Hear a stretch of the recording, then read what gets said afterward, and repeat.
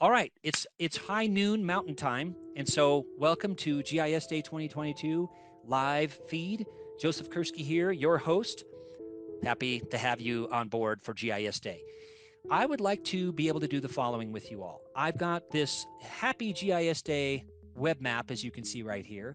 One of the things that I think is exciting that we can share today is some advancements that GIS has undergone over the last year since we've been together on these live feeds. Also, some key forces that are acting on education and society, and also some ways that you can be involved in your own learning and your own pathway forward. So happy to have you here, GIS Day 2022. What is GIS Day? Again, for those of you that's just joining us, it is kind of like Earth Day, or kind of like Earth Science Week, or Arbor Day, or any other day that we set aside during the year to sort of celebrate that particular topic. In this case, what people are doing with GIS all around the world. One of the things that they're doing all around the world with GIS is they are celebrating. I've got a GIS Day poem here. It was the night before GIS Day, and all through the house, not a thing was stirring, not even my computer mouse. Ah, okay. Why not thread a little bit of literature in here? Now, since 1999, GIS Day has been a part of the landscape. GIS Day was started by Ralph Nader and Jack Dangerman way back in 1999, so it's been rolling along for about, 23 years now. Why? Because we need a day that, even though for many of you every day is GIS Day, we need a day that we can celebrate the advancements in decision making that are occurring because of the application of spatial thinking and geotechnologies. Spatial thinking and geotechnologies. Why do I say spatial thinking? Because to me, GIS has always been a thinker's tool. Geographic Information Systems. It's always been a thinker's tool, enabling us to make smarter and wiser decisions about water, energy, equity, hazards, uh, invasive species, population change, land use, land cover, oceans, and the list goes on. Health, public safety, etc. Right? It's about making smarter decisions. And so spatial thinking and the application of geotechnologies is enabling a smarter, happier, healthier, more resilient world. That's the goal. Oftentimes people say, hey, Joseph, I've got my data on a map, and here's my URL for the map. And I'll say, that's great. And? Why do I say and? Because the getting your data on a map is an important first step, but it's all about, really the focus should be on the using maps, GIS, remote sensing, etc., to make smarter and wiser decisions. So the goal is to understand something in a deeper, richer, more full way, more holistic way. And then to encourage someone to take action, perhaps you and some colleagues, maybe your friends and neighbors even, about the urban greenway, about walkability in your neighborhood, about invasive species, about water quality, about noise, or whatever else you're studying. So there's an understanding aspect, and then there's also a taking action aspect. So it's never just getting your data on the map. That's an important step, and that's an enabling step, and that's a valued step, and it's a valued skill in the workplace. But remember, there's a higher, more noble goal, and that is to understand something in a better, deeper, richer way, and then to take action. Yep, that's exactly it. So the point is, GIS Day started way back in 1999, and here's an old issue of ARC News that looks a little bit out of date, and it is. It's 23 years old, but hey, GIS Day, the very first one. And we had some partners back then. I was at USGS back then, and so over those years that I was at USGS, I gradually built up. One year I had 900 students at the USGS. It was a big deal. Lots of school buses, students from universities and community colleges and primary and secondary schools all coming to our mapping center for a series of workshops and presentations. And they got to tour the mapping center and the ice core lab and the rock core lab and all kinds of fascinating things. So this year there are in 2022, there are about 1,500 GIS Day events, and you can go to the GIS Day web map and interact with it, as I'm doing right here. We'll interact with that web map, and you can see that there's lots of GIS Day events happening all over the world in lots of different countries, and that's a really beautiful thing. Why is that? Because we want to celebrate what people are doing with GIS all around the world. Yeah, fascinating to be able to do this. Fascinating. Oh, this is just great. So the point is, GIS Day is a happening thing, and it will continue to happen. Just a little bit of a personal note. I participated in Laramie County Community College's GIS Day event yesterday. I was up in Wyoming, wild, windy, wonderful Wyoming, and I had a grand time up there. And The reason why I was up there is because I was invited, and also I love Wyoming. I love the community up there, and they have a world-class community college there. There's about 4,000 students, and some of these community colleges that I've been to this year are really university class. I mean, in terms of their facilities, it's just awesome, and their vision for where they want to take GIS into the future. So the mayor was there, the university or community college president was there, and many others, including the former Geographic Information Systems officer for the state, Karen Rogers. And so it was a pleasure to be with them. I conducted a couple of workshops. They brought some high school students in, so it was a blast. And in conjunction with that, I promised to update you on some of the things that I'm doing this year. But more importantly, what are you doing this year? But I've been to 27 campuses this year. I was very glad to be back on travel starting in January 2022.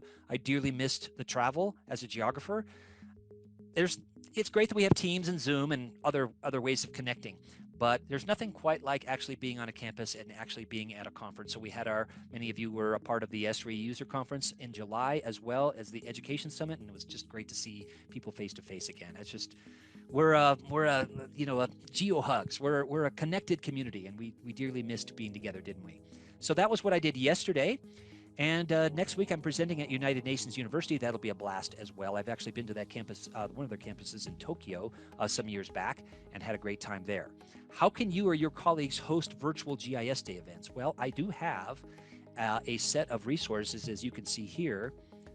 Yes, just checking my screens and make sure that you can see these. Yes, there's a bit of a delay, but ideas for hosting virtual GIS Day events. I'm going to scroll down. I've got a whole host of things in there, but one of them is a GIS crossword puzzle. So I've got 400 clues in this crossword puzzle. This will be a nice thing for you to, this is pretty geeky, but if you wanted to include it in a future gathering for maybe the holidays, you could give people clues in this crossword puzzle. One of which is 16 across, a spatial term denoting features that overlay or cross each other. Spatial term denoting features that overlay or cross each other. How about 40 across? Type of thematic map in which areas are symbolized in proportion to a variable that represents a summary of a geographic characteristic within each area. How about 69 down? University of Kansas, rock chalk, cartographer George, who devised the natural breaks classification. Ooh. 295 down, the standard deviation of the residuals or prediction errors. Okay, did you come up with those? Okay, 40 across, that was choroplath.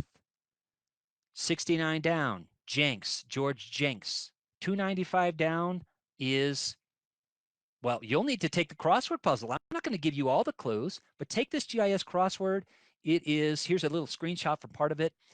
It took me a while to develop because I wanted it to be rigorous. I wanted it to be fun and challenging. So that is a GIS crossword. That's part of the virtual GIS things that you could do, treasure hunts and other things that maybe we'll have a chance to explore today. Okay, so that is something I wanted to mention as a new resource. Also, gisday.com. It's got resources that you can tap into. I also have recorded some new episodes on the Thinking Spatially podcast series this year. I've got a new one on Marco Polo from west to east and back again. That's brand new for this year, actually this month. So you can take a look at that. I also have things like David Livingstone, the 10 most important educational benefits to GIS, and a whole host of other things in that Spatially Thinking podcast series. So I hope that's valuable to you all. Pliny the Elder. There's a eclectic mix, but it's all about space and place, basically. So also, I wanted to mention that I've got some GIS Helps videos on the theme of GIS Helps. So 10 GIS Helps videos, including one that is probably the world's first merging of the Osmonds with GIS. So I have my brother Joseph on there. We're talking about sharing, and one of the songs that I refer to is Double Lovin' by the Osmonds, and that's actually in the GIS Helps video, one of the 10 in the series. I know that's kind of a stretch, the Osmonds and GIS, but I've got more to come on the Osmonds theme here in a bit. So that's, I hope, a helpful set of videos, though. GIS helps you get a job. GIS helps you understand the world. GIS helps spatial thinking. So in your advocacy for GIS on your own campuses, and I know we have very many educators on today, I hope this is a helpful set of videos, okay? So this is my screenshot from my double double benefits GIS video, or I'm talking to my twin brother there. Okay. Also, just as a reminder, I've got over 5,000 videos on the Our Earth video channel.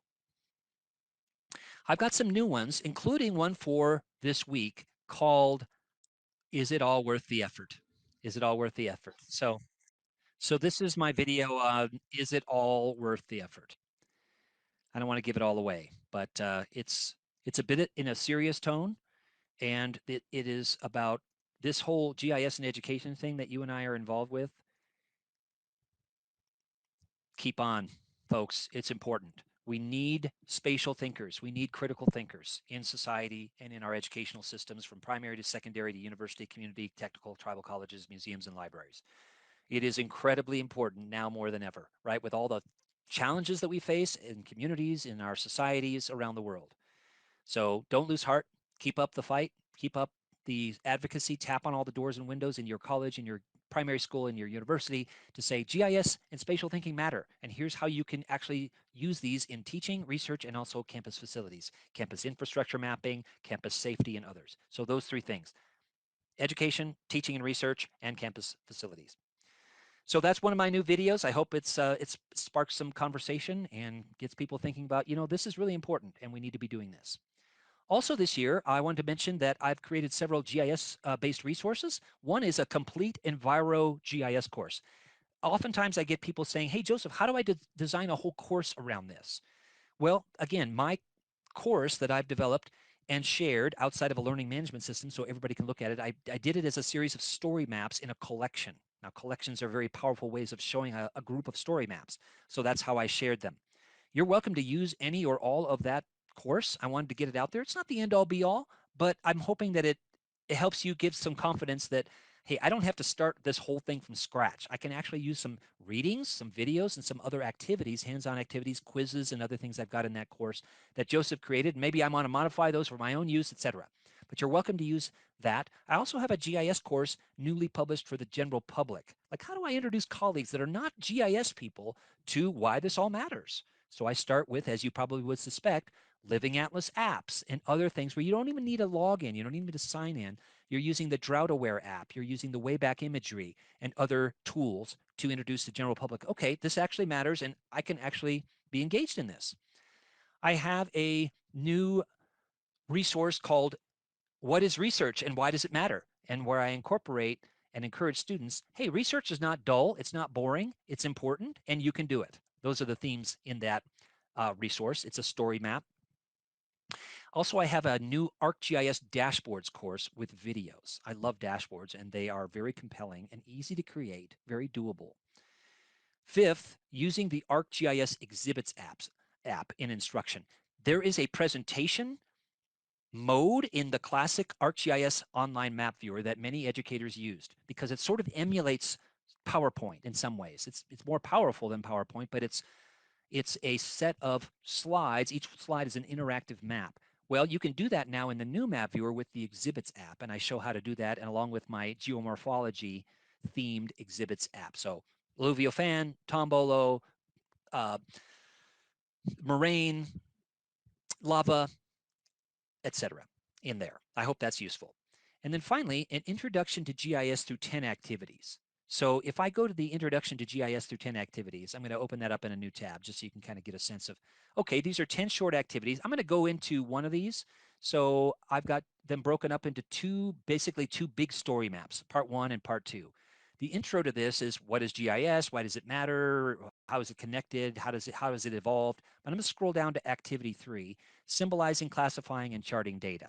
Okay, so in here I've got a map of litter points that have been collected in the community, and I've got it mapped right now as single symbol. Okay, I don't want single symbol, and with the ArcGIS new map viewer, I've got a styles. What if I added paper? Okay, where is the paper in this sample? Okay, graduated color or graduated symbol map right here with the larger dots being the more litter found there. Okay, well, that's good, but what if I wanted to dig deeper? I want to add some more fields: plastic, glass, aluminum. Okay, let's add those. And now, instead of a graduated symbol map, I'm going to get a predominant category where the colors indicate the predominant kind of litter in that area. And I'm looking at my other devices right now. There's a bit of a delay in my speech versus where the maps are being shown. So sorry about that. Bit of a delay there. But now you can see the predominant category, and then the darkness of the category of the color is indicating the strength of the predominance. So if it's really dark, for example, this one in the southwest corner, this one is paper and it's also dark, which means that paper is pretty predominant there. And indeed, if I click on paper, I click on that sample point, I'm going to see that, okay, there are 4 pieces of paper and there were 12 total. So paper was pretty predominant there. But what if I want to dig deeper even still? Charts and size. Ooh, now I've got a pie chart for each one of these. Okay, so now I could maybe get a better sense for the distribution of the kinds of litter in each one of those places. Okay, I'm going to wait for my screen to catch up with my voice there. There we go. And then what if I wanted to dig one more level down and go to style options here? And under style options, look, pie versus donut. I'm going to scroll over to donut and just slide it over to donut a little bit. And now I've got these rings, these sort of donut shapes for each one of the litter points. Isn't that fascinating? Isn't that powerful to be able to do that?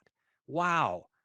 With a few clicks, I can understand something a little bit better. And then, of course, remember, we were talking about the whole idea of using GIS to understand things better, but also maybe to take action.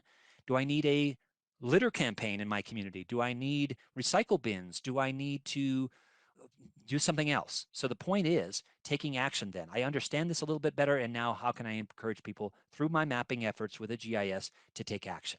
Fascinating to be able to do that with a couple of clicks. I hope you agree. That is, you've got a lot of power at your fingertips with geotechnologies. You really do, and so do your students. So that is a new set of 10 activities, that litter map being one of the 10 that I've got in that set. I feel a song coming on. I promised some music,